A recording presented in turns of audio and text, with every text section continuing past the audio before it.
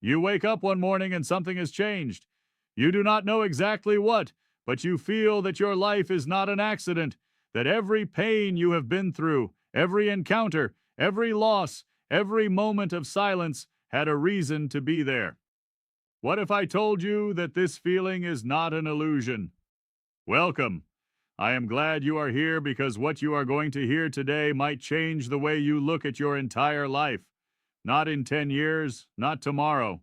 Today we are going to talk about something that ancient masters have known for millennia, but that the modern world has almost completely forgotten. Many events in our lives are the result of causes and conditions that we do not always see. Your suffering is not without reason, and neither is your joy. The people around you are not there by mere coincidence. And by the end of this video, you will understand why your life looks exactly the way it does, and what you need to do with this truth. Stay until the end because the seventh teaching is the one that almost no one knows, yet it is the most liberating of all. Before we begin, if this channel brings you light, subscribe now. Turn on notifications. Every person who joins us helps this wisdom reach someone who needs it. The first teaching: karma is not a punishment. Most people think that karma is a punishment, that if you suffer today, it is because you acted badly yesterday. But it is not that, not at all. Karma does not mean that we deserve everything that happens to us. Rather, it invites us to observe how our thoughts, our choices, and our habits influence our experience of life. The ancient word simply means action, and every action creates a vibration, like a stone thrown into water. The circles widen, expand, and return, not to punish you, but to teach you. An ancient wisdom states, if you want to understand the past, look at your present. If you want to understand the future, look at your actions today. Think of a difficult situation in your life right now, a complicated relationship, a job that does not fulfill you, a loneliness that you cannot explain. It is not fate relentlessly pursuing you. It is life holding up a mirror to you, and this mirror tells you to look at what you have sown and choose what you want to reap. But this principle does not work alone. It works with something even deeper, something ancient traditions call the nature of the mind. And this is where things become truly powerful.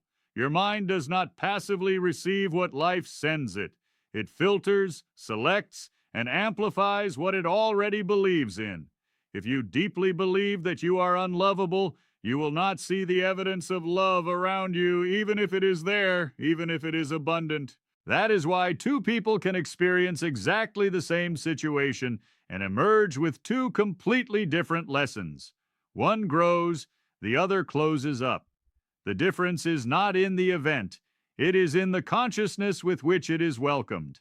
And this consciousness is cultivated day after day, thought after thought, choice after choice. But be careful, because this first teaching is only the surface. What comes next reveals something that even people who understand this principle completely ignore. The second teaching: impermanence is your greatest ally. Repeat after me. Nothing lasts, neither pain, nor joy, nor problems, nor mistakes, nothing. In ancient teachings, this is the principle of the total impermanence of all things. And here is what most people do not understand. When you go through a dark period, you think it is permanent. Your mind says it will always be like this. It is a lie, a painful lie, but a lie nonetheless. A wise teacher used to say, if you suffer, it is because you are clinging to something that must go. Your suffering is not in the situation. It is in your resistance to letting that situation evolve. The current of the river does not suffer from the rocks. It bypasses them, wears them down, and continues. You are that river, but impermanence does not only apply to pain, it also applies to joy. And this is where the teaching becomes uncomfortable, because clinging to joy creates as much suffering as clinging to pain. When you love someone and demand that this love remains identical forever, you suffer because everything evolves. People evolve, Feelings evolve. Relationships evolve. It is not a betrayal. It is the nature of all things. True freedom is not finding something that never changes. It is learning to hold things lightly, like a butterfly resting on your hand. If you clench your fist, it perishes. If you keep your hand open, it stays as long as it needs to. And when it leaves, you remain at peace because nothing good ever truly disappears. It simply transforms forever. But behind impermanence hides something no one ever tells you, something about how your life patterns repeat and what they are truly trying to tell you. The third teaching, your repeated trials are messages. According to certain traditions, the conditions of our current existence are influenced by our past actions and the deep tendencies we have cultivated over time. It is not an inevitability, it is an invitation to understand. In many spiritual paths, certain experiences seem to draw our attention to lessons we have not yet mastered. You may have noticed that the same patterns keep coming back in your life, the same types of difficult relationships, the same conflicts repeating themselves, the same fears resurfacing in different forms. It is not a curse. It is a lesson knocking on your door again and again until you finally open it. It is said that suffering is not there to break you, it is there to awaken you. The ancient concept of suffering does not simply mean pain, it means a wheel turning badly, an off-center axis, a repeated friction. It is the signal that something in your way of living is off-center. Not that you are bad, not that you are cursed, just off-center. And an off-center axis can be readjusted. The first step is to stop fleeing from the pattern, to look it in the face, to ask it, what are you trying to show me? This question alone can change a life. The moment you recognize the pattern is the moment you begin to step out of it. But recognizing the pattern is not always enough, because behind every pattern, there is something older. The fourth teaching, the invisible weight you carry. Every human being carries wounds they did not choose. Words heard during childhood, silence where there should have been love, betrayals that closed their heart. These are often called the deep impressions of consciousness. These impressions are not flaws, they are traces. Traces left by experiences that your mind has not yet finished digesting. And here is what is essential to understand. These impressions guide your choices without you knowing it. They choose the people you gravitate toward. They decide how you react under pressure. They determine what you believe you deserve. A child who grew up in silence will often become an adult who believes their needs do not matter. A child who grew up in instability will often seek either excessive security or familiar chaos. It is not a condemnation. It is a map. And a map is used to find one's way. A young student once asked his teacher, "Why do my thoughts cause me so much suffering?" The teacher handed him a glass of water and poured a handful of salt into it. "Drink!" The student grimaced. "It is undrinkable." Then the teacher poured the same handful of salt into a vast lake. "Drink now." The student drank. "The water is sweet." The teacher replied, "The pain is the salt. Your mind is the container. Enlarge your mind, and the same pain will no longer have the same taste. That is what these deep impressions do to your life. They shrink the container. Working on these impressions means enlarging the container, not erasing the pain, but stripping it of its power to define you. In deep practice, we do not seek to erase what has been lived. We change the relationship we maintain with those traces. We observe them with compassion, welcoming them without merging with them, saying, "I see this fear, but I am not this fear. I see this wound, but I am not this wound. I am the consciousness that watches." And this consciousness is always intact, always free. Even after the worst storms, you are not your wounds. You are the consciousness that can look at them. But inner impressions do not stay inside. They project outward. The fifth teaching, your mind creates your reality even before you live it. Ancient teachings have long emphasized that our thoughts profoundly influence the way we experience the world. It is not a metaphor, but a profound truth that generations of practitioners have verified in their own lives. Here is how it works. Every thought you have creates an emotion.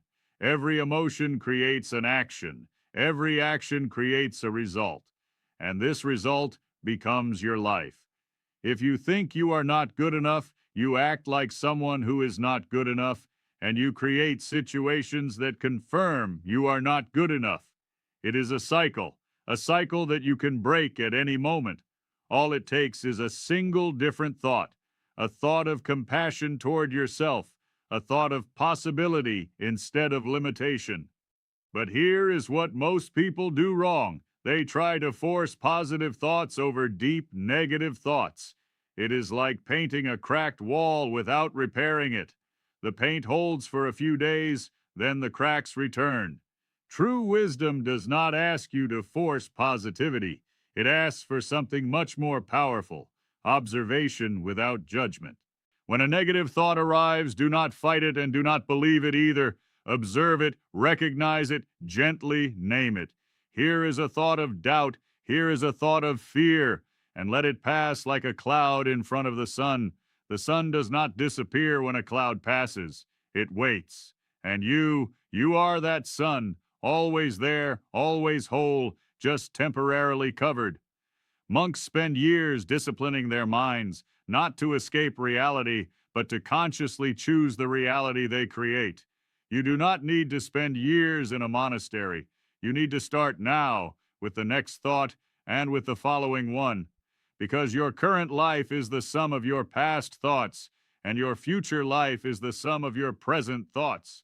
But there is something the mind alone cannot do, something that most spiritual seekers never reach.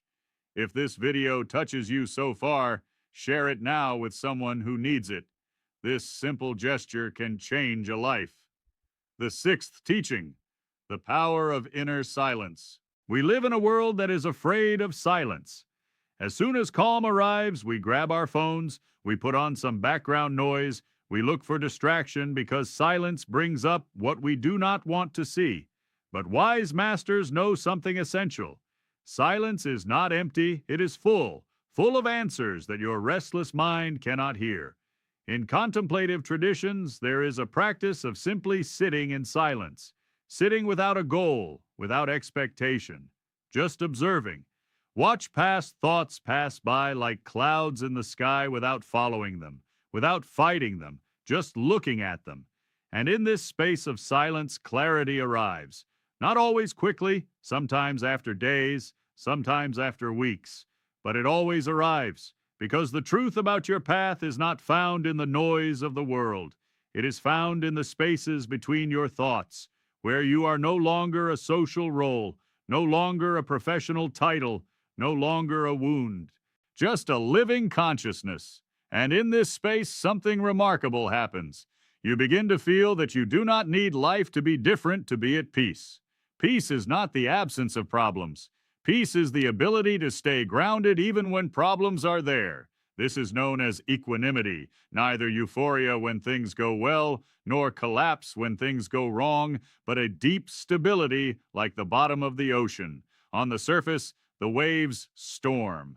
Deep down, everything is calm. You can become this ocean floor not by fleeing the waves, but by rooting yourself deeply enough so that they no longer sweep you away. Silence is the path to this rootedness. 10 minutes a day. Just you, just your breath, just observation, nothing else. And now we arrive at the final teaching, the one I kept for the end because it is the hardest to hear and the most liberating to live. The seventh teaching: you are exactly where you need to be today. And even if you do not yet understand the meaning, this experience can become an important part of your path. It is not a phrase of consolation. It is a truth passed down from generation to generation. Right now, your life is preparing you for something you do not yet see because you are looking at your trials as obstacles. But in this broader vision, there are no obstacles. There are initiations. An initiation is not pleasant. It takes something from you. It forces you to let go. It forces you to grow in directions you had not chosen. But after each initiation, you are no longer the same person. You are broader, deeper, more capable of understanding the suffering of others because you have been through your own. And this capacity is one of the greatest gifts of human life. This does not mean that every trial is easy to understand. Some wounds require time, patience, and sometimes help to reveal their meaning, and that is normal. Even the greatest awakened minds went through long and silent nights. Before their awakening, their paths were not straight. Neither is yours. And that is fine because a straight path transforms no one. It is the detours, the falls, the fresh starts that forge a consciousness. Many events in our lives are the result of causes and conditions that we do not always see. Life does not abandon you, it forges you. And if you are here listening to these words up to this minute, it is because a part of you is already ready for the next level. Not tomorrow, now. So here is what I ask you to do now. Close your eyes for a few seconds, breathe deeply, and ask yourself this question. What lesson am I still refusing to accept in my life right now? No judgment, just honesty. Just you and this question, because the answer is the door to your next transformation. And this door has always been there. It was just waiting for you to be ready to open it. If this video spoke to you, simply leave a comment sharing your thoughts. I read every one of your messages, and this simple gesture allows this wisdom to reach other people who need it. Subscribe to this channel if you haven't already, and share this video with someone going through a difficult time. You never know, perhaps these words are exactly what they need today. This ancient wisdom is not meant to stay in books. It is meant to live in your heart and in your actions. See you very soon. Take care of your inner being.